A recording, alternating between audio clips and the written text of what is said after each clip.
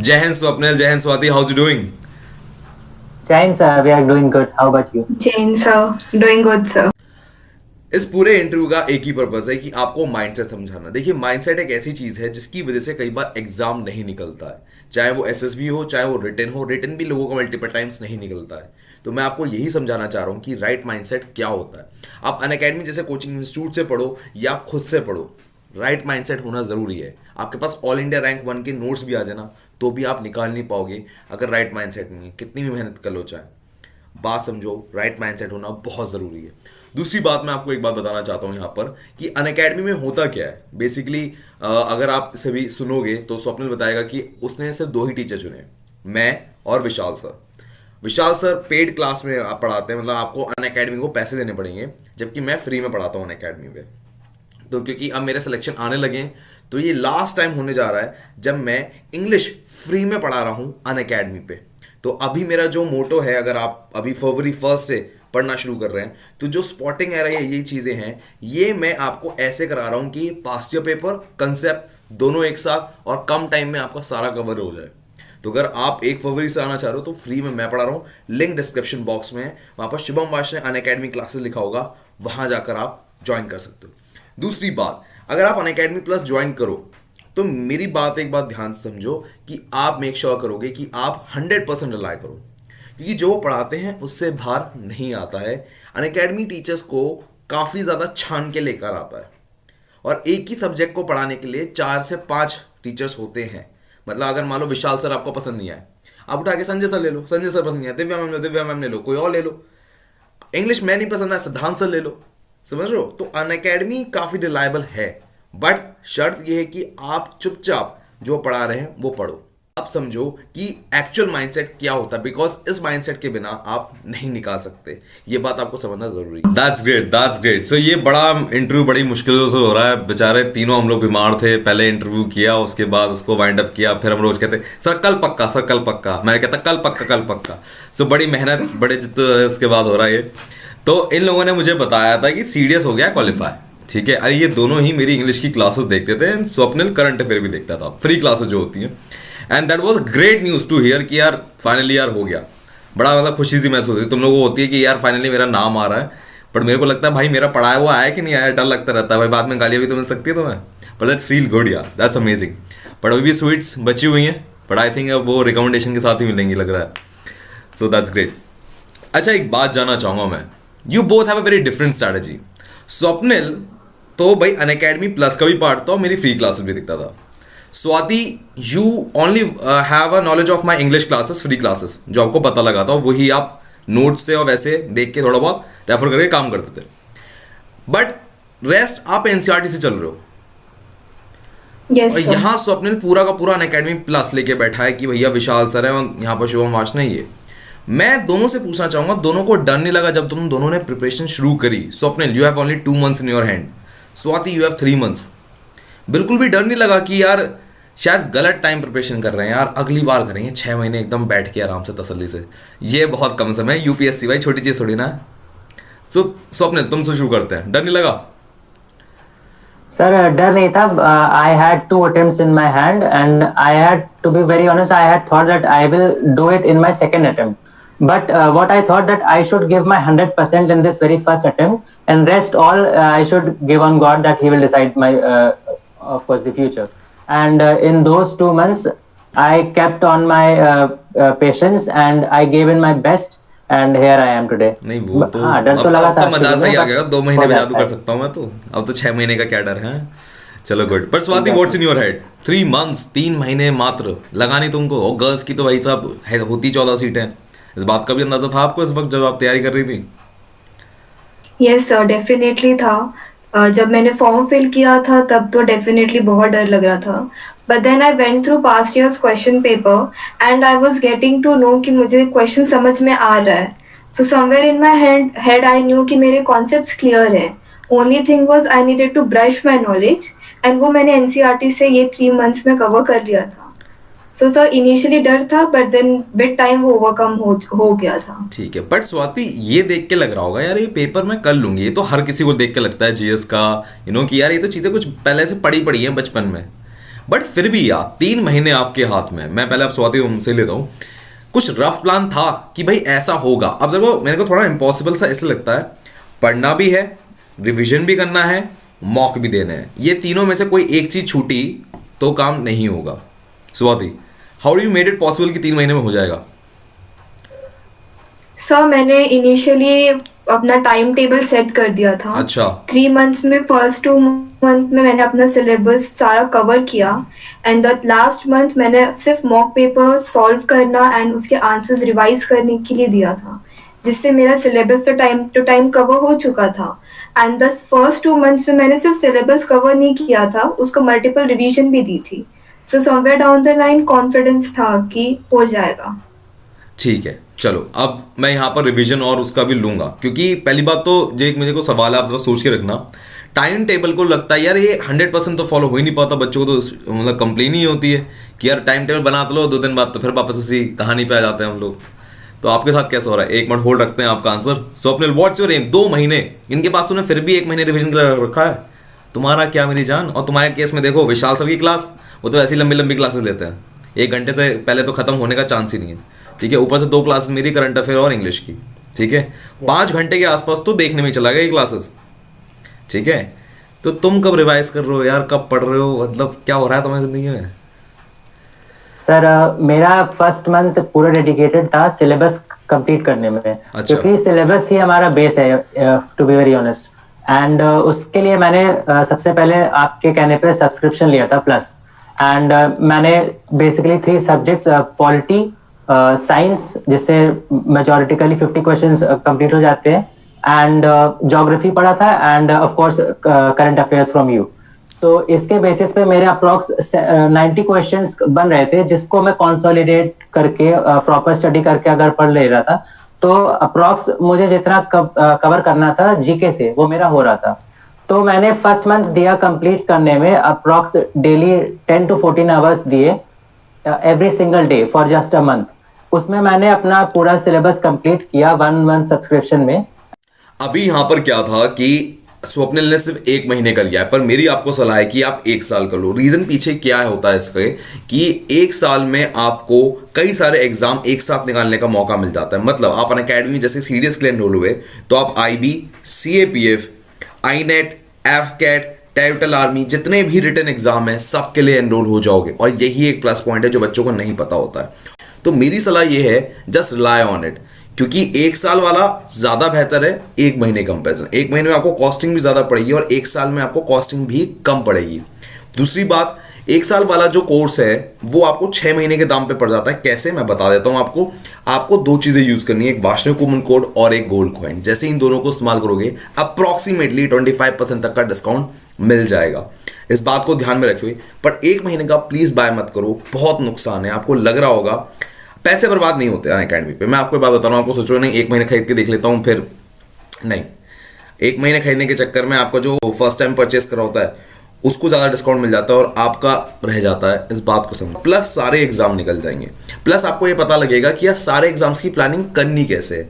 मतलब सीडीएस के तुरंत बाद सीएपीएफ, सीएपीएफ के तुरंत बाद आपका आईनेट, तो सारी तैयारी एक साथ कैसे कैसे होगी, क्योंकि टीचर्स के दिमाग में प्लानिंग होती है कि इनको सबकी तैयारी करानी है, ना कि सिर्फ एक एग्जाम की तैयारी करानी है।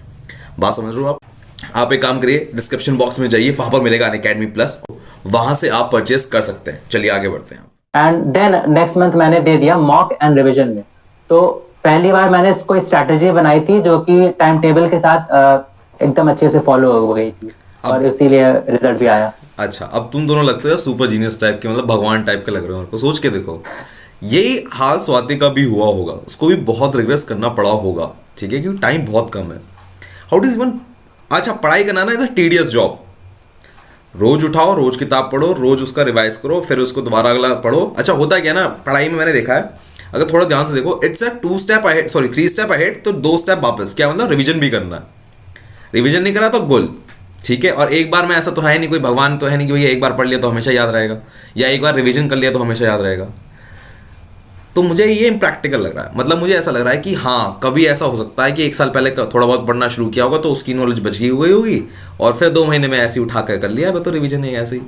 सच बताओ है क्या हुआ स्वाति, बताओ ना यार, टाइम टेबल कैसे हो सकता है 100%, कोई इंसान कैसे फॉलो कर सकता है? सर मेरी स्ट्रैटेजी ये थी, since I am a CBSE student, तो बहुत सारे कॉन्सेप्ट्स जो थे वो स्कूल में ही क्लियर थे। एंड सिर्फ फोकस मुझे बायो पे करना था बिकॉज 11th-12th में I had PCM. Geography was my interesting subject, मुझे पढ़ना बहुत अच्छा लगता था। एंड ऑल्सो ज्योग्राफी में कोई कोई टॉपिक्स ऐसे हैं जो यूपीएससी हर 2-3 साल में क्वेश्चन पूछ ही लेता है। फॉर एग्जाम्पल इंडियन ज्योग्राफी से, माउंटेन पासेस से, वर्ल्ड ज्योग्राफी में ओशन करंट से क्वेश्चन आ ही जाते हैं। सो आई न्यू कि इस सब्जेक्ट में मैं कम एफर्ट डाल के मैक्सिमम मार्क्स ग्रास्प कर सकती हूँ। Main thing was polity. Polity मैंने कभी लाइफ में पढ़ी नहीं थी एंड उसको टच करने में भी I was worried about it. तो मैंने अपने आप को पहले शांत किया एंड आई न्यू कि मुझे उसको concepts clear करके I have to go with the subject. And when I started giving time to polity, I realized कि polity से भी कोई कोई topics है, for example executive, judiciary, fundamental rights, citizenship, यहाँ से directly question आ जाते हैं। तो उसकी knowledge तभी होगी when you are consistent with the subject and you are revising and you are going through past year's question paper. Once you are done with it, I think आपकी preparation automatic उस level तक की हो जाएंगी। ठीक है स्वाति, मुझे ना बाकी सारी बात जो तुम्हारी बोली है ना एकदम सही लग रही है कि हाँ ऐसा हुआ होगा। अब जो तुमने एक लाइन शुरुआत में कही ना, मुझे लगा ये जादू है क्या। भाई मेरे तो पहले से कंसेप्ट बने हुए थे 12th तक, ठीक है ना, और उसके बाद मेरी मेमोरी इतनी अच्छी है कि मैं जो बचपन में पढ़ी थी ना, तो आज तक मेरी मेमोरी चिप में ना एकदम स्टोर है। तो मेरे को तो बस चिप डालनी थी और वो सब आ जाना था। ऐसा तो नहीं होगा स्वाति, आई एम श्योर। अच्छा कौन कौन सी एनसीईआरटी किताबें देखी थी, कौन कौन सी पढ़ी थी? 8, 9, 10 क्या था? 8, 9, 10 8, 9, 10 science. Yes sir, science and SST की थी। साइंस एंड एसएसटी की, तो मतलब पढ़ी तो दोबारा है चाहे तुम्हें याद हो, मतलब थोड़ा बहुत? Yes sir. ओके, प्रॉपर पढ़ी है, ठीक है। Swati I want to know कि यार रोज क्या था, मतलब रोज 14, मतलब ये बात मोटिवेशन क्या लेके चलते थे कि भैया सिर्फ 14 ही सीटें हमारे पास और मुझे रोज पढ़ना है? क्या टारगेट स्ट्रेटेजी क्या थी? बिकॉज गर्ल्स के साथ तो मेरिट का बहुत बड़ा इशू है। डेफिनेटली सर, लेकिन अगर 14 सीट्स है तो हम एक सीट अपनी कंसिडर करके पढ़ाई कर सकते हैं। That was my motivation. अच्छा, कि एक सीट तो अपनी है। एक सीट अपनी है, इतना कॉन्फिडेंस यूपीएससी बिना निकाले कि यूपीएससी तो निकल ही जाएगा।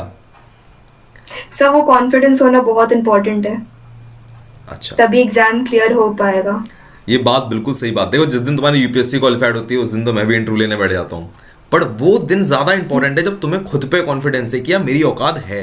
एंड स्वाति एंड स्वप्निल के केस में बहुत अच्छी बात थी। बट एक बात बताओ Swati, again your grilling is more because 14 सीटों में एक नाम लेकर आना तो अपने आप में जादू वाली बात है मेरे हिसाब से। मतलब ऐसा हो गया इंडियन क्रिकेट टीम में से 11 खिलाड़ी होते हैं ना, पूरे देश में से 14 लड़कियां ही हो सकती है फौज में सेलेक्ट, और ऑप्शन नहीं है, चाहे कितने भी लोग कुछ भी कर लो। खैर अब यहाँ पर दोबारा स्वाति में ले रहा हूँ, बट साइंस एसएसटी क्या, मतलब साइंस एसएसटी इंग्लिश, 3 चीज लेता हूँ, साइंस एसएसटी इंग्लिश, तीनों को एक साथ क्या चला रहे हो आप? क्या टाइम टेबल था रफली, if any remembrance you have of it? Yes, sir. I divided my day into 4 slots. Morning में when I used to wake up तो मैं newspaper पढ़ती थी. My first slot used to begin from 8 o'clock to 11 o'clock. तब I used to study polity. I knew कि polity के मुझे ज़्यादा टाइम देना है because subject was new. So 3 hours for polity I gave. Second slot जो था वो geography के लिए था. Plus वो slot में मैं कभी कभार past year question paper देख लेती थी. आफ्टरनून में I used to take break and then 4 to 6 तक का slot was English and the last slot in evening was science. तो वो alternate subject, for example Monday को केमिस्ट्री है so next day would be biology and उसके बाद physics and like that. Swati good, सच सच बताओ, अगेन मैं दोबारा सेम क्वेश्चन उठा के ला रहा हूँ, how it is practically possible that you follow the same time table every day 100%? कैसे हो सकता है? मतलब कोई स्विच है क्या? सर अगर सिलेबस कंप्लीट होगा नहीं तो चीज़ें पाइल अप हो जाएंगी एंड वो मुझे बहुत बर्डन लगता था। अगर मैं एक दिन छोड़ देती थी कोई टॉपिक पढ़ना तो वो नेक्स्ट डे कवर करना was equally difficult. So I made sure कि मैं अपने एवरी डे जो भी मैंने अपने आप को टारगेट दिया है वो कंप्लीट करके सोऊं ताकि जब next morning when I used to wake up तो मेरा माइंड फ्रेश रहे। मतलब ऐसा हुआ है कि काम छूटा है, मतलब आज का काम कल पे गया है, इसका मतलब ये भी हुआ है तुम्हारा शेड्यूल 100% फॉलो नहीं हुआ है जहां तक मैंने? यस सर, अच्छा, तो अच्छा वो दिन भी आते होंगे आज पढ़ने का मन ही नहीं कर रहा? डेफिनेटली सर आता है, लेकिन तब मैं सोचती थी कि मैंने ये फॉर्म फिल क्यों किया, एग्जाम में अटेम्प्ट क्यों दे रही उस हूँ। दिन तो तो कितना भी फीलिंग, मोटिवेशन दिलवा लो, उस दिन पढ़ाई होती नहीं है। ये बात तो तुम कहने के लिए कह दो अभी अच्छा है, यू नो, कहानियां बोलने के लिए अच्छी लगती है, बट उस दिन तो कितना भी मोटिवेशन दिलवा लो पढ़ाई होती नहीं है। What you do? सब मैं चेस खेल लेती थी कभी कभार अपने पेरेंट्स से बैठ के बात कर लेती थी। दे यूज टू मोटिवेट मी। उनका मोटिवेशन बहुत इम्पोर्टेंट रोल रहा है मेरी जर्नी में। अच्छा। सो विद प्रिपरेशन हमें अपने फैमिली मेम्बर्स से भी कनेक्ट करना ज़रूरी है। अच्छा, वो हमें बहुत मोटिवेट करते हैं। मतलब उस दिन पढ़ाई नहीं होती थी इन शॉर्ट। सो बस मम्मी पापा से बात करती, चेस खेलती थी, दैट्स इट। फिर अगले दिन देखेंगे फिर इज इट राइट और wrong. Sometimes right sir, but Sometimes. कभी कभार होता था। कभी कभार होता। सो फाइनली अब आ रहे हैं हम। अभी तक तो भगवान लग रहे हैं तुम दोनों। Okay now Swapnil, you are on the count. भैया अनअकैडमी की देखो, पहली बात तो अनअकैडमी के साथ एक क्या है कि लाइव क्लासेस होती हैं वो, ठीक है। मान लो जिस दिन तुमने छोड़ दिया तो मतलब 5 क्लासेस का बर्डन अगले दिन, ठीक है। एक आध दिन तो तुम्हारा भी ऐसा होता होगा जैसे स्वाति के साथ होता है कि पढ़ने का मूड नहीं कर रहा, ठीक है। एजुकेटर ने छुट्टी मार दी, मैंने छुट्टी मार दी तो बात अलग है, ठीक है। तो चलो बच गए। पढ़ नहीं है, नहीं छुट्टी मारी तो भाई तुम्हारा तो इतना पाइल अप है, तुम तो कर भी नहीं सकते। सर मैंने रिकॉर्डेड क्लासेस की थी, तो मेरे पे एक तरह से कह सकते हैं एक्सट्रिंसिक मोटिवेशन था कि 1 मंथ में मुझे करना ही करना है कंप्लीट सिलेबस, क्योंकि 1 मंथ का ही सब्सक्रिप्शन लिया था मैंने। और तो उतने में ही मैंने उसको कंप्लीट किया, तो एक दिन भी छुट्टी नहीं मारी थी। हाँ, किसी किसी दिन जैसे करंट अफेयर क्लास नहीं हुई तो वो बोनस मिल जाता था, उसमें मैं थोड़ा पबजी खेल लेता। बट भाई तेरा मन बिल्कुल नहीं करता था कि आज नहीं, बस आज नहीं हो पाएगी पढ़ाई? नहीं सर, ये और टू बी वेरी ऑनेस्ट कभी नहीं होगा अबे ऐसा 1 हो नहीं मंथ में। सकता यार, ऐसा तो हो नहीं सकता। सम डे तो ऐसा होता होगा, या तू कभी कभार कहता होगा आज थोड़ा सा रिलैक्सेशन चाहिए यार, मन ही नहीं लग रहा किताबों में। नहीं सर, मजा आता था पढ़ने ये में। विशाल सर जैसे पढ़ाते हैं उसमें मतलब कनेक्शन हो जाता है पढ़ते पढ़ते। तो मतलब सुबह 6 o'clock पे उठ के मैं पढ़ता था, उसमें मजा आता था मतलब पढ़ने में। तो उसको आप कह सकते हैं कि कभी ऐसा हुआ नहीं कि मतलब कभी मन नहीं लग रहा हो पढ़ने में। जब अच्छा। एक बार सिलेबस कंप्लीट हो गया था उसके बाद थोड़ा लगता था, क्योंकि तब क्लासेस नहीं होती थी, तब खुद से पढ़ना होता। वो थोड़ा बोरिंग लगता है कि मतलब बुक से पढ़ रहे हैं तब। अच्छा वो होता है, उस टाइम होता है थोड़ा। चलो, मतलब जब खुद से पढ़ा था तब ऐसा होता था कि भैया पढ़ाई में मन नहीं लगता था। Definitely yes sir. अच्छा ठीक है, चलो एक सवाल और आता है। जो अनअकैडमी प्लस से पढ़ते हैं ना, उनके साथ सबसे बड़ी प्रॉब्लम है कि भाई टीचर्स इतने सारे हैं, अब चूज कैसे करें। मतलब ऐसा होता है ना, बुफे लगा दिया अब तो, टीचर कौन से सेलेक्ट करें, ठीक है। तो तुम्हारे साथ ये इशू हुआ था? कई कई लोगों के तो 15 दिन इसी में बर्बाद हो जाते हैं।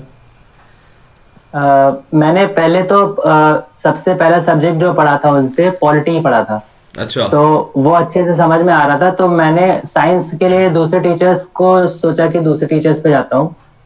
एक क्लास थोड़ा देखी, बट समझ में नहीं आ रहा था, उतना कनेक्शन नहीं हो पा रहा था जैसे एक टीचर से कनेक्ट कर लेते हैं। तो मैंने बैक वापस से विशाल सर को ही कनेक्ट किया, तो वापस से सारे सब्जेक्ट्स फिर मैंने उन्हीं से पढ़े, प्रॉपर समझ में आ गया बेसिक्स के साथ एकदम अच्छा। प्रॉपर तरह से। कहते ही मतलब मुझे कभी कभार लगता है विशाल सर तो भगवान जैसे लगता है। सर सारा कैसे पढ़ा लेते हो आप? Dedication sir. डेडिकेशन है भाई। और पता नहीं कितने 3 बजे क्लासेस हो रही हैं, तुमने चलो रिकॉर्डेड देखी होंगी, पर मैं तो आज तक नहीं समझ पाया 3 बजे भाई क्लासेस कैसे ले रहे हैं बच्चे, आ भी रहे हैं उनके उसमें। Big thing, big sir recording में देखा था, रात के 3 बजे उठ के आ रहे थे, क्लास कर रहे थे। मेरे कभी जिगरा नहीं होता था। मैंने कहा 12:30 क्लास आ रही भाई, आ जाना प्लीज, तभी हो पाएगी क्लास, वरना ओके फेयर वो इनफ। भी ठंडी में। वो भी ठंडी में, ठीक है। अब यहाँ पर ये सारी बात चल रही है, ठीक है। अब आपने 1 महीना चल डेडिकेट करके पढ़ लिया, but what about the last 1 month? It's a very crucial month. तू कह रहा है तेरा पढ़ने मन नहीं लग रहा, खुद से पढ़ना है, अभी क्या, ये तो बहुत ही क्रूशियल टाइम है। ये गया तो सब गया, सारी मेहनत कबाड़ में। फिर वही उसी टाइम तो वो एक्सट्रिंसिक मोटिवेशन आता है कि मुझे वो यूनिफॉर्म चाहिए, तो उसके लिए मुझे ये लास्ट 1 मंथ पूरा डेडिकेशन के साथ देना ही है। तो जहाँ मैं 14 आवर्स दे रहा था पहले मंथ में, तो लास्ट मंथ में मुझे खाली 10 आवर्स देने थे। 4 आवर्स का मेरा मॉक होता था, टोटल 2+2, एंड बाकी 6 आवर्स में आपके क्लासेस, 2 क्लासेस, एंड रेस्ट में मेरा रिविजन वर्क होता था। तो उस रिविजन टाइम में मैं एनसीईआरटी को देखता था प्रॉपर नोट्स को वापस गो थ्रू करने में। तो उस टाइम पे ऐसा रिवीजन होता था मेरा। ठीक है, फेयर इनफ, फेयर इनफ। मेरे को एक बात बताओ, दोनों के साथ ऐसा होगा, फर्स्ट स्वाति देन स्वप्निल, दोनों जवाब देना मेरे को। कई चीज़ें तुम लोगों को समझ में नहीं आती होंगी फॉर श्योर, चाहे वो पॉलिटी हो, चाहे वो कुछ हो, चाहे वो विशाल सर पढ़ा रहा हो, चाहे मैं ही क्यों ना पढ़ा रहा हूँ, ठीक है, इंग्लिश। कुछ चीज़ें ऐसी होती होंगी जो सिर के ऊपर से गई या तब समझ में आई, अब नहीं आ रही। What you do Swati first, क्या करते हो उस चीज़ का? छोड़ देते हो, बाद में देखेंगे, या भैया आज ही करना है इसको किसी भी तरह से? सर मैंने कभी कोई सिलेबस छोड़ा नहीं, स्पेशली व्हेन आई नो कि वो टॉपिक इम्पोर्टेंट है, एग्जाम में आने वाला है। तो आई मेड श्योर कि पहले मैं खुद से ट्राई करती थी कि मुझे Done. समझ में आ रहा है कि नहीं आ रहा है। Then I used to move to YouTube. YouTube पे बहुत सारे वीडियोस भी कोई कोई टॉपिक पे बने रहते हैं। उस पे भी when you go through it आपको समझ में आ जाता है कि कौन से टीचर का पढ़ाया हुआ आपको सूट हो रहा है। You are able to grasp the concept because ultimately it is the matter of concept. आपका कंसेप्ट क्लियर है, कोई भी क्वेश्चन आएगा you will be able to solve it. So try to focus on clearing the concept, that's all. That's the main goal. ठीक है, स्वप्निल तुम्हारे case में क्या है? Sir, it is more like a human psychology that when our brain doesn't function more as we want it to happen, right? Like in the morning when we study, we get to grasp more of knowledge than in the evening, right? So this is what I used to do, that I used to study in the morning when I had to study the lessons or topics. So if by chance there were some topics which I don't understand, then I used to take some break, get some fresh air, then I used to get back to the topic, then I used to get it. Again तुम भगवान जैसी बातें करने लगते हो, सबको समझ में आ जाता है, सारी बातें क्लियर हो जाती हैं एक बार में। ऐसा थोड़ा ना होता है, ये आम बच्चों वाली हरकतें है ही नहीं तुम्हारी, हैं? तुम IAS का इंटरव्यू देख कर आए हो क्या यहाँ पे? वहाँ ऐसी बातें होती हैं? No. अच्छा, लगा ऐसे ही रहा है। अच्छा स्वाति, एक बात बताओ यार, ऐसा कैसे हो सकता है यार? इरिटेशन तो होती है, देख कुछ होते हैं टॉपिक नहीं आते हैं समझ में, ठीक है ना? तो अभी एक तरीका है छोड़ दो, एक तरीका है तुरंत देख लो, तुरंत समझ लो, भगवान कुछ भी करके अभी समझना। देखो मैं रिपीट कर रहा हूँ क्वेश्चन पूरा, ठीक है? और तीसरा तरीका ये है कि भाई बाद में देखेंगे, छोड़ो अभी जब आएगा तब, ठीक है? पर तुम कह रही हो कि तुम यूट्यूब पे तुरंत देख रही हो, बहुत समय बर्बाद होता है सिर्फ एक सिंपल टॉपिक को सर्च करने में। कहीं 30 मिनट की वीडियो लेंथ है, कहीं 10 मिनट की है, कहीं 5 मिनट की है। तो एक नॉर्मल यूट्यूब सर्च वाला क्या करता है, पहले 5 मिनट की वीडियो देखता है, फिर वहाँ पता लगता है वहाँ तो कुछ मिला नहीं, फिर थोड़ी और वीडियो देखता है, ठीक है? फिर उसमें उसका आधा एक घंटा खराब होता था सिर्फ एक टॉपिक को समझने में। आई एम श्योर स्वाति तुम्हारे पास उतना टाइम नहीं था। यस सर, मेरे पास उतना टाइम नहीं था, लेकिन मैं अपना टाइम इन्वेस्ट करती थी टॉपिक को देख के। अगर वो टॉपिक मुझे लग रहा है वो इम्पोर्टेंट है, उसके टॉपिक पे बेस्ड मैंने क्वेश्चन देखा है एंड उस टॉपिक पे क्वेश्चन रिपीट होते हैं, तब तो मुझे अगर पूरा दिन भी देना पड़ेगा, I will give my entire day, लेकिन वो टॉपिक मैं आज ही के आज समझ के ही रहूंगी। अच्छा, इंपॉर्टेंट टॉपिक। Yes. अब मैं बात आएंगे इनका इंपॉर्टेंट टॉपिक कैसे होता है। स्वप्निल भाई देख, सच बात ये, चाहे विशाल सर हूँ चाहे मैं हूँ, you give a credit to us, thank you so much, but I am damn sure even we are too good teacher, एक आध टॉपिक तो होता ही होता है जो या तो सुबह देख लो, चाहे शाम को देख लो, चाहे ताज़ी हवा लेकर आ जा, चाहे ऑक्सीजन मास्क लगा कर आ जा तू, ठीक है ना, हवा सही लेकर, भाई नहीं आएगा समझ में। होता है एक बार, एक आध बुद्धि में नहीं आता है, ठीक है ना? मुझे क्लास में देखने को पता लगा, आर्टिकल में पढ़ा चुका अभी 2 दिन पहले, उसके बाद फिर वैसा अंदाजा समझ नहीं आया सर, मैंने कहा 3 तो शब्द हैं, फिर मुझे दोबारा समझाना पड़ गया, ठीक है? बट नहीं होता है, क्या छोड़ दिया, क्या है, व्हाट्स योर पॉलिसी? सर कुछ टॉपिक्स तो थे जो मैंने छोड़ दिए थे, लाइक वर्ल्ड ज्योग्राफी मैंने एकदम नहीं पढ़ी थी, और हिस्ट्री नहीं एकदम पढ़ा था। बट 1 मंथ सब्सक्रिप्शन में जो बेसिक से सर ने, जैसे नर्सरी क्लास के बच्चे को पढ़ाते हैं, सर ने वैसे जो पढ़ाया है, जैसे कि ज्योग्राफी में एक टॉपिक था जो मैंने पहले खुद से पढ़ा था NCERT से, सी लेवल में जब हम डेप्थ में जाते हैं तो एक स्लैंट लाइन बनती है, उस स्लैंट लाइन से पता चलता है कि टेम्परेचर कैसे डिक्रीज हो रहा है। वो हम बुक से पढ़ रहे थे तो नहीं समझ में आ रहा था, बट सर ने जब समझाया अपनी कहानी बना के तो वो बेटर समझ में आ गया। तो यहाँ पे मैटर करता है कि हम कितना जल्दी ग्रास्प कर रहे हैं जो सर पढ़ा रहे हैं, वो चीज बहुत सालों से पढ़ा रहे हैं, तो उनको पता है कैसे समझाना है बच्चे को, ठीक है? तो उस तरह से समझ में आता है। ठीक, अब ये तो तुमने विशाल सर की बोल दी, अब मेरा बताओ, क्या था सीन वहाँ पर? यू ऑलवेज से बड़ा ही आसान है सर, बड़ा ही लेमन भाषा में विशाल सर के फॉर्मेट में आप पढ़ाते हो सर, सब समझ में आ जाता है। पर मेरे को अभी भी यकीन नहीं है भाई। देख, जब हम टॉपिक डिसाइड कर रहे हैं, ज्योग्राफी, पॉलिटी, साइंस, कोई तो टॉपिक होगा मेरी जान जो तेरे को दुखी करता ही होगा भाई। या तो इंपॉर्टेंट, जैसे स्वाति ने कहा भाई इंपॉर्टेंट है तो मैं लगाऊंगी टाइम, भाई आना है एग्जाम में तय है, 50% भी चांसेस है तो मैं लगाऊंगी टाइम। तुम्हारे केस में भी तो कोई ना कोई टॉपिक अटकता होगा। Spotting the error, for example मैंने इंग्लिश पढ़ाई, इंग्लिश मैंने पूरी परफेक्ट पढ़ाई होती है, ये बात तय होती है कि भैया वहां से आने हैं क्वेश्चन, ये बात भी सही है, हो भी गए होंगे तुमसे आराम से, बस स्टार्टिंग में नहीं हुए होंगे, 10 करते होगे 4 या 5 ही सही होते होंगे, इरिटेशन होती होगी। ये क्या है भाई, ये सिरदर्द? अभी बोलो। कोई जैसे टॉपिक अगर नहीं हो रहा है तो उसको या तो आप रट्टा मार लो, अच्छा, ये एक वे हो गया। नहीं हो रहा है तो वो भी नहीं करना है तो आप उसको एटलीस्ट 4-5 टाइम्स स्टडी करो। करते जाओगे कोई एक आपको क्लू मिलेगा ही कि कहाँ से मुझको उसको ग्रास्प करना शुरू करना है, तो वहां से आपको एक क्लू मिल जाता है कि इस तरह से इसको समझना है। तो जैसे कोई फिल्म है, आपको जब आप कोई फिल्म को 4-5 टाइम्स देखते हो तो हर बार कोई नई नॉलेज मिलती है आपको कि ये चीज छूट गई थी। तो वैसे ही आप कोई टॉपिक 4-5 टाइम्स स्टडी कर रहे हो तो आपको बेसिकली वो समझ में आ ही जाएगी। अच्छा, इस तरह से बेसिकली। सो मोर ओवर जहां तक मैं समझ पा रहा हूँ, व्हेन आई डिड, मतलब मैंने कोई टॉपिक पढ़ाया, नाउ नहीं पढ़ाया होगा, तो तुमसे स्पॉटिंग एरर नहीं हुआ तो तुमने नोट्स वापस उठा के देखी कि वहां पर ये चीज कहाँ बोली गई थी। Fair enough, Yes. समझ गया मैं आपकी बात, ठीक है। पर अभी भी ना दोनों भगवान जैसे लग रहे हो। अगेन भाई 2 महीने 3 महीने में कहाँ होती है भाई सीडीएस की तैयारी? तुम तो यूपीएससी का मतलब ऐसा कर दिया, यूपीएससी भी कहेगी यार मैंने क्या डर बना रखा था और तुमने तो ऐसे उड़ा दिया है, लोग मेरे नाम से खौफ खाते हैं, ठीक है, और तुम तो मतलब उड़ा गए इसको ऐसे ही 2-3 महीने में। चलो मुझे बात बताओ, इन दिस होल 3 मंथ जब तुम तैयारी कर रहे थे, रिवीजन तुम्हारे लिए इंपॉर्टेंट था, सभी के लिए होता है, और ये बात भी सच है कि एक रिवीजन से काम नहीं चलता है, ना 2 ना 3 ना 4, एटलीस्ट 4 5 6 बार तो कम से कम लग ही जाता है उसको दिमाग में बिठाने में, चाहे तुम ट्रिक से याद करो चाहे किसी चीज़ से याद करो, दोनों पे टाइम नहीं है इतना। How it is even possible कि इतनी बार मल्टीपल टाइम रिवीजन हो सके? स्वाति। सर स्टार्टिंग में जब मैंने प्रिपरेशन स्टार्ट करी थी, आई मेड श्योर कि मैं अपने सब्जेक्ट्स डिसाइड करूं। ठीक है, दैट वाज माय स्ट्रैटेजी। मैंने अपने सब्जेक्ट्स को सेग्रीगेट किया, मैंने अपने टॉपिक्स को सिलेक्ट किया। I did a selective study towards my subjects and I made sure कि जो मैं जितना भी पढ़ रही हूँ ये 3 महीने में, कम सब्जेक्ट्स पढ़ रही हूँ बट वो सब्जेक्ट्स की कंसेप्ट मेरे क्लियर हो। एंड आई मेड श्योर कि मैं एक टॉपिक को एटलीस्ट 2-3 बार रिवीजन तो दूं। उसके लिए I made a 3-1 formula.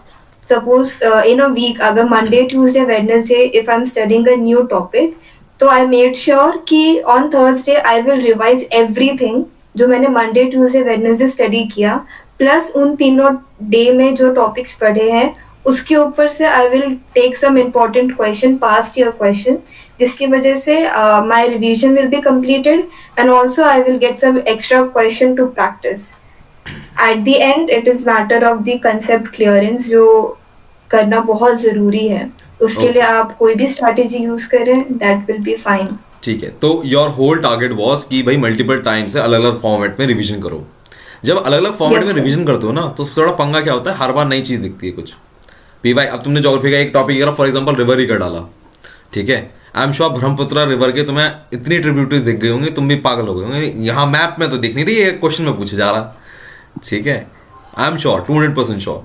But जब तुम ऐसी चीज़ें देख रहे हो तो तुम्हारा तो काम बड़ा हो रहा है ना भाई। एक रिवाइज, भाई तुमने पढ़ा ज्योग्राफी, फिर तुमने पास्ट ईयर कर लिया, पास्ट ईयर में कुछ और सवाल और पूछ लिए, और काम बढ़ गया याद करने का। तुम्हारा तो काम थोड़ा थोड़ा कहीं ना कहीं कंपाइल अप होता जा रहा है ना। Are you getting my point? ये बहुत दिक्कत आती है, थोड़ा थोड़ा भाई पास्ट ईयर पढ़ा उसमें कुछ नया टॉपिक आ गया, ठीक है, थोड़ा थोड़ा काम तो बढ़ जाता है। पॉलिटी पढ़े होगे 110% ऐसा हो ही सकता तुमने पूरी पॉलिटी पढ़ ली हो, एकदम से पूरे के पूरे सारे पास्ट ईयर पेपर लगा दिए, कुछ ना कुछ तो नया मिलेगा ही, ऐसा तो हो ही सकता। तो थोड़ा थोड़ा नोट्स तो तुम्हारा कंपाइल अप होता ही जा रहा है भाई, वहाँ से भी नोट्स बनाओ, अपने भी नोट्स बनाओ। ये तो स्वाति कभी खत्म होने वाला काम नहीं है, तो 6 महीने से कम का तो काम ही लग रहा है, मैं तो 1 साल पकड़ के चलता हूँ। ये कैसे हो रहा है जादू 3 महीने में? दोनों हाथ से लिख लेती हो क्या? No sir. तो फिर सर मैंने एज आई सेड कि जब मैंने एक टॉपिक लिया है तो आई मेड श्योर कि मैं उसका डीप एंड थॉरो स्टडी करूंगी।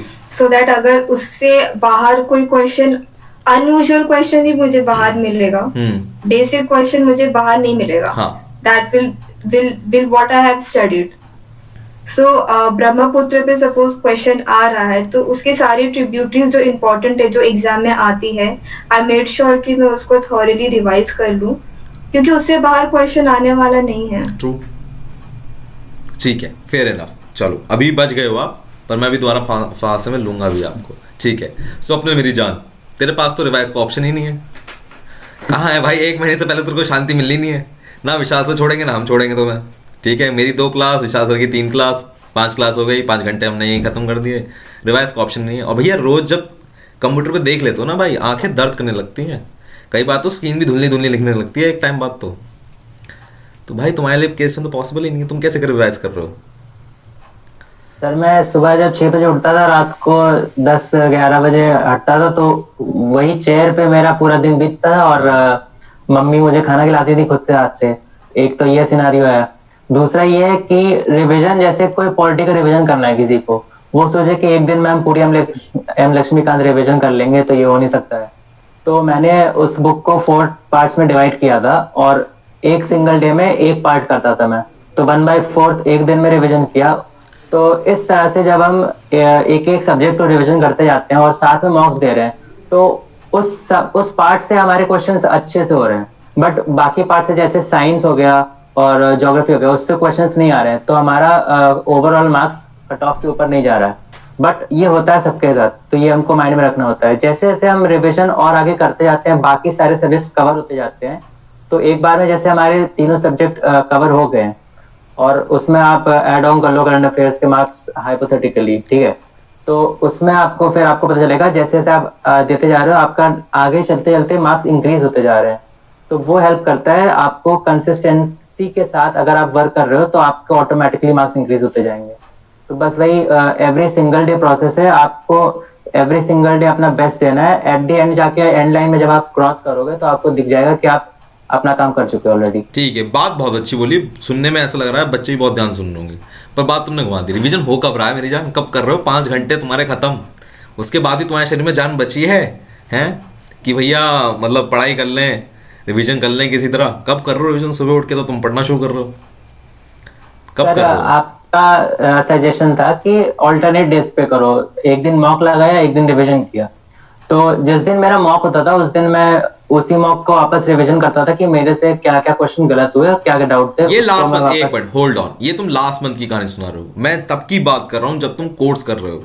अगर मान ले तूने ज्योग्राफी पढ़ी है, तूने रिवाइज नहीं की है, तो वो थोड़ा बहुत लॉजिक वाला तो याद रहेगा, पर जहां रटने वाला आ गया काम, वहीं मामला गोल हो जाता है। कैसे? How it is even possible? उस 1 मंथ में तो मैं 10 आवर्स जो कोर्स पढ़ रहा हूँ, उसके पढ़ते पढ़ते नोट्स बनाता था A4 शीट में। उसके अलावा 10 आवर्स के साइड में जाए तो आपके 2 क्लासेस होते थे। वो 2 क्लासेस के बाद मुझे 2 आवर्स और देने होते थे, जो मैंने दिन भर का पढ़ा है वो रिवीजन करने में। तो इस तरह से मेरा डिवाइड होता था। मेन कोर्स जो मेरा रिवीजन का था, वो नेक्स्ट मंथ में शुरू हुआ था। इसमें मैं बस कवर अप करते जा रहा था सिलेबस को और नोट्स को प्रायोरिटी दे रहा था। तो इस मंथ में मेरा पूरा डेडिकेशन, पूरा प्रायोरिटी था कि मुझे सिलेबस कंप्लीट करना है। Revision and all that strategy next month में था मेरा। ठीक है, अभी छोड़ूंगा नहीं। अभी तुमने कई बातें मेरे हिसाब से कच्चा खा दी हैं, तुम्हें डर लग रहा होगा, मुझे लग रहा है 1 महीने में। खैर 1 मिनट, पहली बात तो ये समझो, इन दोनों ने एक खास बात क्या कर रखी है, दे डिसाइडेड 2 सब्जेक्ट्स जो लॉजिकल हैं, जिनका कन्फाइंड सिलेबस है। ज्योग्राफी, पॉलिटी, साइंस, ये ऐसे सब्जेक्ट्स हैं जिनका कन्फाइंड सिलेबस है। अगर आप हिस्ट्री पकड़ लोगे, पॉसिबल नहीं है। गांधी जी कब टकले हुए आपसे पूछ लेंगे, आपको खुद भी नहीं पता होगा। गांधी जी कौन से शिप से हिंदुस्तान आए थे, आपको नहीं समझ में आएगा। So make sure always pick the confined syllabus, ठीक है। दोबारा मैं स्वप्न तुम्हारे पास आना चाहूँगा। तुम्हें इसका मतलब तो बहुत डर लग रहा होगा, या कितनी चीज़ें याद हुई हैं, कितनी चीज़ें हैं, कितना रिवीजन हो चुका है, कितना नहीं हुआ है। तुम तो बहुत कन्फ्यूज हो गए। स्वाति तो फिर भी काफ़ी ऑर्गेनाइज थी, इसके पास तो 3 महीने थे। तुम्हारी तो बैंड बची होगी। देखेंगे भाई देखेंगे, तुम तो कह देते होंगे देख लेंगे भाई जो होगा। क्यों, क्या चल रहा था? सर डर इसलिए नहीं था क्योंकि पूरा प्रिपरेशन स्टार्ट करने से पहले ही मैंने मॉक दे दिया था 2020 का। अच्छा। उसमें मेरे अप्रॉक्स आए थे 85 मार्क्स टोटल, मतलब। और फिर मैंने कट ऑफ देखा कितना था, तो एक्सपेक्टेड कट ऑफ लिखा था 85। तो मैं सोच रहा था ये तो हो जा रहा है, तो मुझे तब जाके मैंने सोचा था कि एग्जाम देना चाहिए मतलब इसी अटेम्प्ट में ही। तब मैंने प्रिपरेशन करना स्टार्ट किया था, तो at the time of mock तो उसमें भी मैं देखता था, तो उस ईयर का जो कट ऑफ होता था वो मेरा क्रॉस हो जाता था करंट अफेयर के मार्क्स जोड़ के अगर कहें तो। एस्टिमेशन, अब यहाँ पर होल्ड ऑन, करंट अफेयर के मार्क्स मतलब करंट अफेयर देते नहीं थे, वो मान लेते कि करंट अफेयर इतनी सही हो जाएंगी, ठीक है, तो ये इनका एक एस्टिमेशन था, ठीक है, फेयर इनफ। तो वहां से तुम्हें थोड़ा बहुत था कि हाँ यार सही चल रहा है मामला, तो डरने की बात नहीं है। अब जरा बात समझो, देखो ये दोनों ने ही मेरी वीडियो देखी है, सीडीएस की, एफकैट की, सारी देखी होंगी स्ट्रैटेजी वीडियोस, और इनको क्लियर भी हो गया होगा। But the one thing they have taken care कि इन्होंने खुद पेपर लगा के देखा आ क्या रहा है, और ये बहुत ज़रूरी होता है। डजेंट मैटर आप तैयारी खुद से करो, अन अकेडमी से करो, कहीं और किसी इंस्टीट्यूट से करो, but you have to see the paper, otherwise दूसरे के इशारे पे नाचते रहोगे और तुम्हें खुद पता नहीं लगेगा कि मैं कहाँ जा रहा हूँ। स्वप्निल का केस देखो, सिर्फ 2 महीने तैयारी, but he has very clear surety कि मैं कहाँ लाया कर रहा हूँ अगर मैं इतनी तैयारी में जाऊँ। भैया कट ऑफ के नियर बाय तो जा रहा हूँ, थोड़ा ऊपर नीचे हो रहा है। Swati has a very clarity, ये इंपॉर्टेंट चीज़ को कॉम्प्रोमाइज़ करने को तैयार नहीं कि उसने खुद पेपर देखा है पास्ट ईयर में आ क्या रहा है, therefore she has a surety. ये बहुत ज़्यादा इंपॉर्टेंट चीज़, ठीक है, फेयर इनफ। ये कारण था दोनों का, ठीक है, यहाँ तक सही चल रहा है मामला। अब Swati let's talk about the last month. अभी क्या ये लास्ट मंथ कैसे, क्रूशल तो बहुत है। पहला मॉक दिया था आपने, कितने नंबर आए थे, कुछ अंदाजा है आपको? पास हुए थे, फेल हुए थे, कितना? इतना पूरा सिलेबस करने के बाद क्या हुआ था?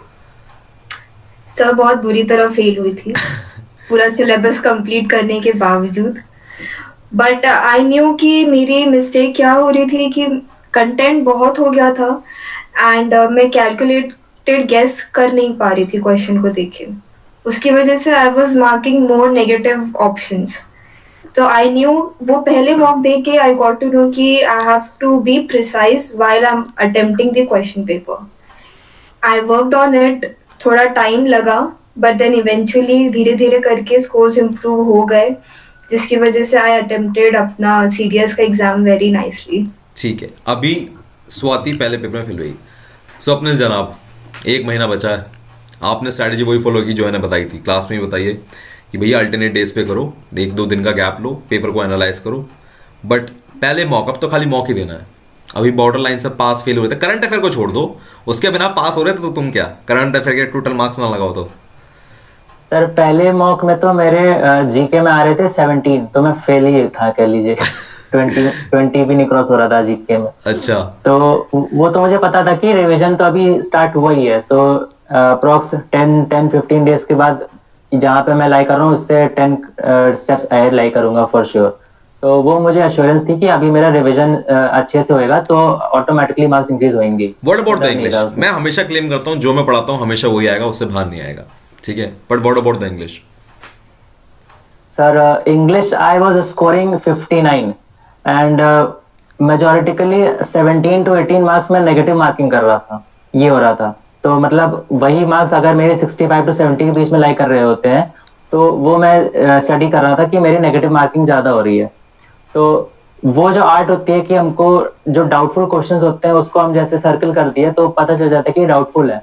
उसको मैं बाद में मॉक देने के बाद स्टडी करता था तो पता चलता था कि ये जो डाउटफुल क्वेश्चन है इसमें से अगर मैं रिस्क लेके अटेम्प्ट कर रहा हूँ तो उसी में मेरे ज्यादा गलत हो रहे हैं एज कम्पेयर टू कितने सही हो रहे हैं। उसको मैं जब छोड़ना स्टार्ट कर दिया तो ऑटोमेटिकली फिर मार्क्स इंक्रीज होते चले गए थे।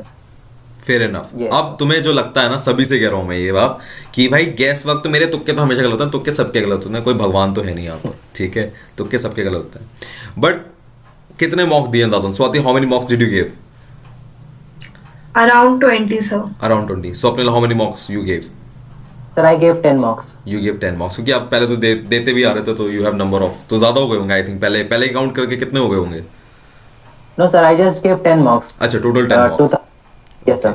Fair enough, fair enough. अब यहां पर मेरे हिसाब से शुरुआत के 2-3 मैक्स टू मैक्स 5 पेपर में तो मॉक में तुम पास नहीं हुए होंगे। समझ ही नहीं आ रहा होगा कि ये पॉसिबल भी है कि नहीं। एक बात ज़्यादा बच्चों के साथ ये होती है कि जब मॉक में फेल हो जाते हैं डिप्रेशन में पहुंच जाते हैं। आपने PYQ से भी किया है, आपने कोर्स कंप्लीशन किया है और अभी भी नंबर नहीं आ रहे, फिर इतना पढ़ने का फ़ायदा क्या? तुम्हारे मन में सवाल नहीं आता तुम दोनों के? आया तो होगा, या तो तुम्हें किसी ने बताया कि डरने की बात नहीं है, वरना तो भैया डर तो आया होगा। डर तो हर किसी को आता है। हम तो भैया 2 दिन बिस्तर से निकले थे। आप ही के शॉर्ट वीडियोस में लिखा है, सुनाया था आपने कि जब तुम पहला मॉक दोगे तुम फॉर श्योर फेल होगे। पर उससे Yes. डरना नहीं है। अच्छा अच्छा अच्छा अच्छा, ये कहानी है। ओके। अभी स्वप्निल कई बार फ्री क्लासेस के बारे में बोल चुके हैं। फ्री क्लासेस में होता क्या है? फ्री क्लासेस में क्या होता है कि आपको 2 बार पढ़ाया जाता है, 12:30 PM एंड 5 PM, फ्री में एकदम। और उसमें आपके पास्ट ईयर डील होते हैं। कहाँ से? सीडीएस के नहीं, एफकेट के नहीं, खाली एनडीए और एसई सीजीएल के भी ये सारे पास्ट ईयर पेपर कराए जाते हैं। और इनके स्पॉटिंग एरर, ईडियम फ्रेजेस, वो कैप सिनोनिम, एंटोनिम, क्लॉज टेस्ट, ये सब कराया जाता है, जिससे आपको समझ में आए कि भैया ये कंसेप्ट कहाँ से आया है। और देखो, कोई सा भी पेपर उठा लो, वो कंसेप्ट वो ही रहेगा और आप ऐसे सॉल्व करोगे। ये काम होता है। अब इस क्लासेस को आप ज्वाइन कैसे कर सकते हो? लिंक डिस्क्रिप्शन बॉक्स में, आप वहाँ पर एक लाइन देखोगे, अन अकेडमी शुभम वार्ष्णेय ग्रुप, वहां पर क्लिक करना, आप टेलीग्राम ग्रुप ज्वाइन करोगे। वहां पर आपको एक पिन कमेंट मिलेगा, उस पिन कमेंट पे जाकर आपको क्या करना है, उस पर क्लिक करना है। जैसे ही आप करोगे, आपको पूरा क्लास का शेड्यूल मिल जाएगा कि 12:30 PM और 5 PM को ज्वाइन कैसे करना है। जैसे ही ज्वाइन वाले लिंक पे क्लिक करोगे, वो आपसे एक पासवर्ड पूछेगा अगर आप अन अकेडमी पहली बार ज्वाइन कर रहे हो, और पासवर्ड है वार्ष्णेय। और जैसे ही आप वो पासवर्ड डालोगे, you will enter the class. Live classes होती हैं, यू कांट मिस इट। और आपको नोट्स बना के दे जाएंगे, तो आपको नोट्स की चिंता नहीं करनी है। आज ही ज्वाइन करो और पूरा का पूरा आपको पास्ट ईयर पेपर ढंग से कराया हुआ मिलेगा। मेक श्योर कि जो कराया जाए उसको याद और रिवाइज जरूर करें। मिलते हैं आपसे फ्री क्लासेस में। Very good. चलो चलो चलो, उस वीडियो में तुम्हें पता लग गया। बट ये कहानी ये तो मैंने बताई नहीं थी कि भैया पास होना कब से शुरू हो गए।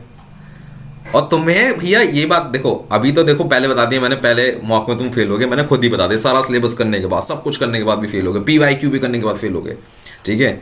बट तुम्हारे दिमाग में यार एक सेल्फ कॉन्फिडेंस हिलने वाली बात जगह भी तो आती है कि यार ऐसा तो नहीं है कि यार ये मत सही होगा कैसे, ये कब होगा, हम पास कब होंगे, कब देखेंगे हमें वो दिन, वो कैसे कब हुआ स्वाति? सर, जो फर्स्ट मॉक होता है ना, आई बिलीव वो हमारे प्रिपरेशन का ना मिरर होता है अच्छा, कि हमने क्या पढ़ा है एंड हम कितना अटेम्प्ट कर पा रहे हैं। ओके। सो वो मिरर देखना बहुत जरूरी है, क्योंकि वो मिरर ही आपको एक करेक्ट डायरेक्शन में लेके जाएगा, आपकी प्रिपरेशन को एक नई दिशा देगा। जब मैंने पहला मॉक देखा था ना, तब आई गॉट टू नो कि मैं बहुत ही नेगेटिव, मेरे मार्क्स बहुत नेगेटिव आ रहे हैं, बिकॉज मैं मल्टीपल क्वेश्चंस अटेम्प्ट कर पा रही हूँ विदाउट थिंकिंग एनीथिंग। कंसेप्ट लग रहा है, नहीं लग रहा है, बस क्वेश्चन अटेम्प्ट करना है, जैसे हम 12th के बोर्ड एग्जाम में अटेम्प्ट करते हैं। My approach was that, but then I got to know कि ये स्ट्रैटेजी यहाँ पे फॉलो नहीं होगी। I have to select question and precisely मुझे 60 क्वेश्चन अटेम्प्ट करने हैं विद एक्यूरेसी, सारे सब्जेक्ट्स मिला के, तभी मेरा स्कोर अराउंड 50 आएगा, जो कि यूपीएससी का टॉपर स्कोर करता है। तो वो तो मैंने बेंचमार्क रखा था। आई मेड श्योर कि जितने क्वेश्चन आई एम अटेम्प्टिंग वो एक्यूरेट हो। सो वो चीज़ मेरे मॉक्स के साथ साथ इम्प्रूव हुई। Definitely it is a time consuming process, लेकिन when you are consistent then you will definitely overcome this difficulty. Main thing is every day पढ़ाई में लगे रहना चाहिए। एवरी डे पढ़ाई में लगा रहना चाहिए। बट ये बताओ, कितने मॉक में फेल हुए लगातार? लगातार सर 5 मॉक्स में फेल हुई थी। स्वप्निल, वैसे तो मैं कहता ही हूँ 15 मॉक देने, तुमने तो दिए ही 10 हैं। तुम्हारा हाल क्या है मेरी जान? करंट अफेयर को छोड़ दो तुम, करंट अफेयर को लगा के अपनी जाल मंचा लिया करते थे तुम कि भैया चलो 20 नंबर तो आएगा वहाँ से। बट फिर भी यार, कितने में फेल हुए तुम? 2 और 3। 2 और 3 जब दिए 10। Okay, fair enough. तो मतलब बिना करंट अफेयर के तुम 2-3 के बाद पास होना शुरू हो गए थे? Exactly sir, yes sir. Okay, fair enough. Swati, ये कैसे पॉसिबल हो सकता है कि when you did a whole study, everything, सब कुछ हो गया, ठीक है, तुमने नोट्स भी पास्ट ईयर से बना लिए, उसके बाद तुम फेल हो गई, बट अब क्या हो सकता है? मतलब तुम उन्हीं पास्ट ईयर को दोबारा ही तो कर रही हो। बात समझ रहे हो भाई? तुमने 5 मॉक में फेल हो गई तुम, ठीक है। अभी क्या तुमने कहा 60 क्वेश्चन एक्यूरेसी से करने हैं, तभी 50 के आसपास आएंगे। ये बेंचमार्क है। ये बेंचमार्क हमने बनाई इसलिए होती है हाई कि नियर बाय तो कहीं गिरेंगे हम। बट इस बेंचमार्क को कैसे लिया? How did you attain? यही तो जादू है। ये जादू तो बताओ सर। सिलेक्टिवली क्वेश्चन अटेम्प्ट करना है क्वेश्चन पेपर में, नॉट लाइक कि ये ऑप्शंस तो मैंने कहीं देखे हुए हैं, कोई ना कोई तो टिक कर दूंगे तो आंसर करेक्ट आ ही जाएगा। That is a very wrong approach. And also कि 120 क्वेश्चन है तो मुझे 120 के सारे क्वेश्चन अटेम्प्ट करने ही हैं. That is also a very wrong approach. मेरे नेगेटिव मार्किंग आ रहे थे because I was trying to solve 120 in GS, because I knew कि मैंने तो इतना सब पढ़ लिया है तो मुझे तो 120 आने ही चाहिए, सारे क्वेश्चन सॉल्व आने ही चाहिए. But then with the mocks I got to know कि नहीं, एक्यूरेसी के साथ 60 भी अटेम्प्ट कर लिया ना तो आराम से पेपर निकल जाएगा. You need to leave question to score good. You need to leave question to score good. But उन 5 पेपर का करा क्या तुमने जिनमें तुम फेल हुई? मतलब यू एनालाइज दोज पेपर, उनके आंसर एक एक देखे समझे, कर क्या रही थी उन 5 पेपर का?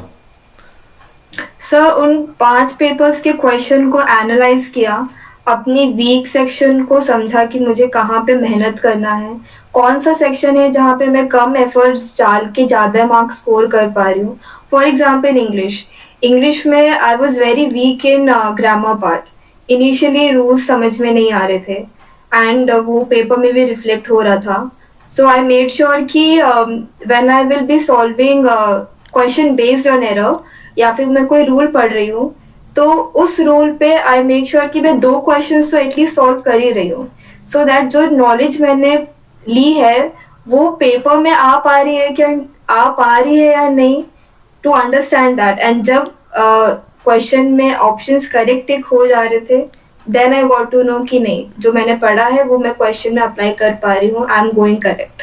ठीक है, इसका मतलब ये है कि पास्ट ईयर से कुछ सेक्शन रिपीट होता है. Yes sir. दोनों की गर्दन हिल रही है. कितना? यूपीएससी तो अनप्रेडिक्टेबल सर्विस कमीशन है ना, ये रिपीट कैसे हो सकता है?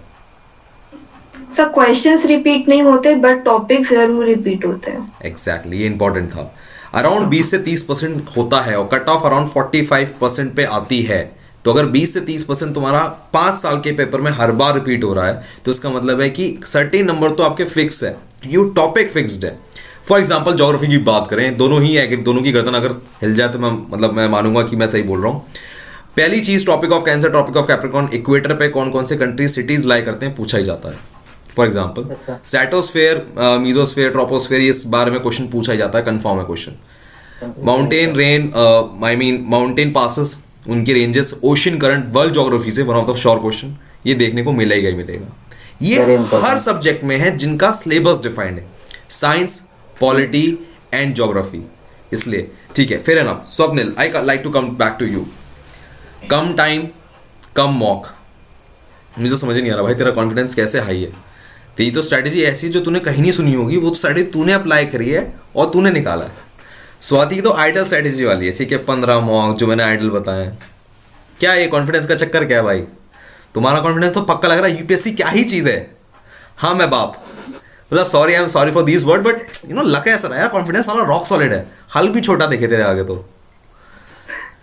सर मैंने भी इंटरव्यू देखे थे टॉपर्स के, तो उनमें एक चीज था कि मॉक देने से आपको पता चलता है आपके वीक पॉइंट्स क्या है. तो वो वीक पॉइंट्स आपको रिवीजन करने होते हैं. हाँ. मैंने मॉक्स दिए, मुझको 2 और चीजें पता चली कि एक तो नेगेटिव मार्किंग बचाना कैसे है, और दूसरा मेन पॉइंट ये होता है कि हर साल क्वेश्चन पेपर का पैटर्न एक तरह से आप कह लो अलग आएगा.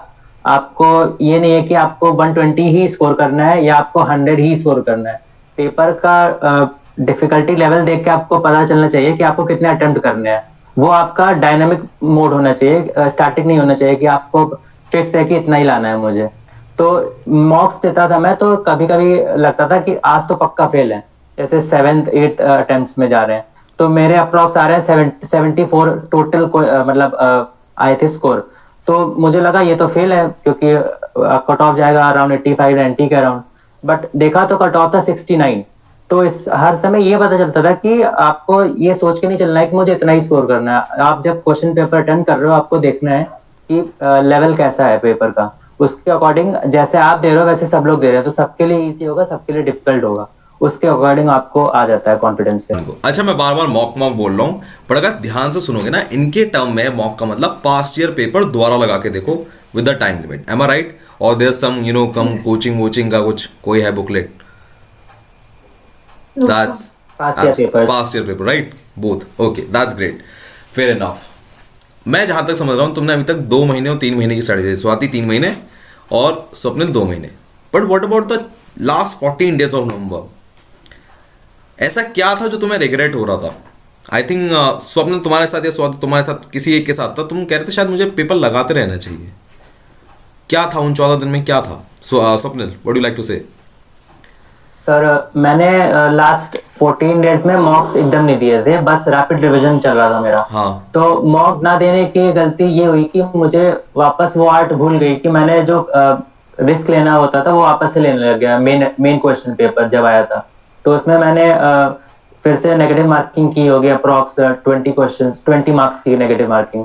तो जहां मेरा स्कोर अप्रॉक्स 120 जा सकता था, वहां मेरा स्कोर 105 107 के अराउंड लाई कर रहा है। ये हुआ था सर। स्वाति, 14 दिन आखिरी के।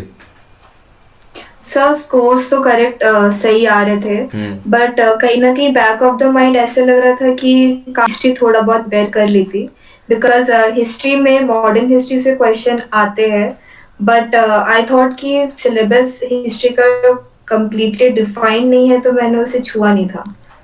So that was the regret that I नहीं, रिग्रेट वो तो मैं अभी भी कहूंगा, भगवान की दुआ से अभी मैं छूना, क्योंकि तुम्हें लग रहा होगा बट आएगा नहीं, ठीक है। एंड दैट्स अ भगवान की दुआ है, अगर वो क्वेश्चन आ जाए तो ब्लेसिंग है। मैंने बहुत कम सुना है, मुझे तो आज तक आया नहीं। मुझे आज तक मतलब मुझे नहीं समझ में आता एनसीईआरटी में कहाँ लिखा है गांधी टकले हो गए। खैर लिखा होगा, हो सकता है, मैं नहीं पता। गांधी ने धोती पहनी कब शुरू की, मुझे आज तक नहीं समझ में आया। क्वेश्चन आया है, तुमने भी देखा होगा यार, ठीक है। So it's yes sir. पता नहीं भाई ये कहाँ से लेकर आ रहे हैं, बट नहीं, लास्ट के 14 दिन स्वाति तुमने मॉक दिया था? यस सर, मॉक दिया था, बट आई थिंक मैंने 2-3 ही मॉक्स दिए थे, एंड जो पहले मॉक्स दिए थे उनका रिवीजन किया था बस 14 डेज में। Okay, that's great. अब जरा मॉक या मैं कहूँ past year paper, exact word of the past year paper time limit के लगाने साथ क्या होता है? उस पेपर जो कभी आया है 2014, 15, 16, 17, 18, उस पेपर ने किसी का नसीब तय किया था। अब वो पेपर तुम्हें मुफ्ती में मिल गया है, तुम्हें अपना नसीब चेक करने के लिए। और अगर ऐसे कई पेपर मिल जाए जिनमें पैटर्न थोड़ा थोड़ा चेंज हो रहा है, तो तुम्हें समझ में आ जाएगा कि अगर पेपर का पैटर्न बदल भी जाए तो तुम कहाँ जाके बॉटम लाइन तुम्हारी क्या गिरी होगी। तुमको सब दोनों को ही पता होगा बॉटम लाइन क्या है तुम्हारी, गिरे तो वर्स्ट स्कोर क्या आएगा। What Swapnil, what is your worst score? Sir worst score मतलब ओवरऑल इट वाज 69 के approx. 69। Swati, what's your worst score? Sir 62। And they both are above 100। Swapnil ने जो बात कही थी, अगर तुम तैयारी कर रहे हो तो सबके लिए डिफिकल्ट है, सबके लिए आसान है। ये बात समझनी बहुत ज़रूरी है, और ये पेपर ही भी तुम्हें बता सकता है। That's a very important thing. That's great, that's great. Thank you so much for your words and thank you for the lovely time. अब दोनों के एसएसबी के इंटरव्यू आने का टाइम हो गया है, ठीक है, and I wish you all the best. अब की बार तुमने काम चोरी की या तुमने मेरी मिठाई दबा के रख ली तो मेरे से बुरा नहीं होने वाला, ठीक है।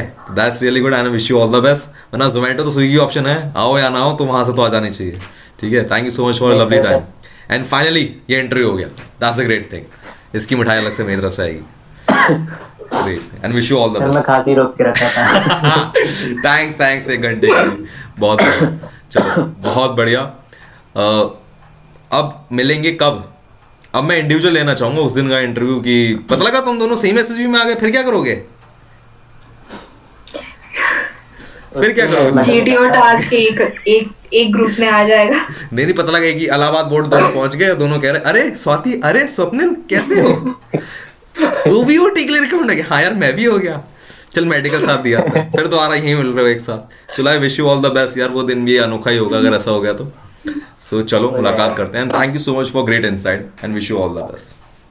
अगर अभी भी आपको समझ नहीं आया कि अनअकैडमी कितना रिलायबल है तो वॉच दिस। अब मुझे ऑनेस्टली बताना जो भी तुम्हारी प्रिपरेशन है, ठीक है, क्योंकि ये बहुत ज़रूरी होता है बहुत लोगों के लिए। लाइक कई लोगों के दिमाग में कोचिंग के लिए ना एक बात होती है कि यार कोचिंग तो पैसा बना रही है, ठीक है, उसको दूसरे को कंटेंट या क्वालिटी देने से कोई मतलब नहीं। तो मुझे इतना बता रहे हो कि कोचिंग अनअकैडमी की क्लासेस अगर तुम पूरी कर भी लो ना तो वही कंटेंट बहुत है। How true it is? Sir it is actually true. मतलब अगर मैं सही मायने में बोलूं तो उसमें कंटेंट इतना सारा है एंड इतना एक्स्ट्रा एडेड कंटेंट है कि अपार्ट फ्रॉम दैट तुमको और कोई बुक्स रेफर करने की जरूरत पड़ेगी नहीं। अब जो बात आपने हर्षित से सुनी है ना, वो बात मैंने मतलब अनअकैडमी के हर स्टूडेंट से सुनी। Let me tell you, Sanjeev, जिनका आपने शायद हो सकता है इंटरव्यू देखा हो, विशाखा, अर्जुन, सबने एक ही बात कही है, जस्ट लिसन टू इट। तो टीचर्स की बात की जाए तो जो भी टीचर्स पढ़ा रहे हैं, पहली बात उन्होंने जो नोट्स लिए होंगे उन्होंने बुक से उठाए होंगे। ओके। मतलब अगर संजय सर, दिव्या मैम, विशाल सर, कोई भी टीचर अगर कोई नोट्स लेके आ रहा है, उन्होंने नोट्स बनाए हैं, तो उन्होंने कोई ना कोई बुक से बनाए होंगे, उन्होंने एक्सपेक्टेंस बनाए होंगे, लक्ष्मीकांत से बनाए होंगे, तो उन्होंने बेस्ट नोट्स पहले ही प्रिपेयर कर लिए हैं, हमारे लिए सबसे बेस्ट लेवल के नोट्स पहले ही प्रिपेयर कर लिए हैं। मैं एनालिसिस से पता कर चुका हूँ कि हाँ ये नोट्स बहुत स्पेसिफिक है, इससे आने वाला है, तो अपने आप ही वो ट्रस्ट बिल्डअप हो जाता है कि हाँ भाई यहाँ से सब कुछ आ रहा है, तो मैं और बुक्स क्यों पढूं, मैं अपना टाइम एक्स्ट्रा क्यों वेस्ट करूं, इससे अच्छा मैं कोई और चीज में अपने एफर्ट्स डाल दूं, कुछ और एक्स्ट्रा पढ़ लूं मैं, बट फालतू की बुक्स पढ़ने से कोई फायदा नहीं है। आपको पता होगा, जब भी मैं किसी का इंटरव्यू लेता हूँ तो मैं बहुत ही काउंटर सवाल करता हूँ, बहुत ज्यादा। और यहाँ पर मैं एक लड़की का इंटरव्यू लिया था, विशाखा। जब मैं विशाखा का इंटरव्यू ले रहा था, मुझे लग रहा था लड़की झूठ बोली, क्योंकि कुछ सक्सेस स्टोरी में लोग झूठ बोलते हैं। तो मैंने काउंटर सवाल पूछा था रिगार्डिंग सोर्सेस क्या है सीडीएस के प्रिपरेशन के, but you just learn from the Unacademy plus, right? हाँ जी। तो किसी ने बताया था एनसीईआरटी पढ़नी जरूरी होती है, स्पेक्ट्रम पढ़नी होती है, लूसेंट पढ़नी होती है, ऐसी किताबें किसने बताई थी आपको? बिल्कुल बताई थी। व्हेन आई हर्ड कि लाइक जब आप प्रिपरेशन के अंदर एंटर करते हो, सो हाँ। The very first thing you have to do is कि जितने भी एनसीईआरटीज हैं आपको करनी चाहिए, आपके बेसिक्स क्लियर होते हैं। हाँ, फिर? इनफैक्ट मैंने की भी थी, मैंने 6th क्लास की एनसीईआरटी की थी, हाँ। उसके आगे नहीं बढ़ी फिर मैं।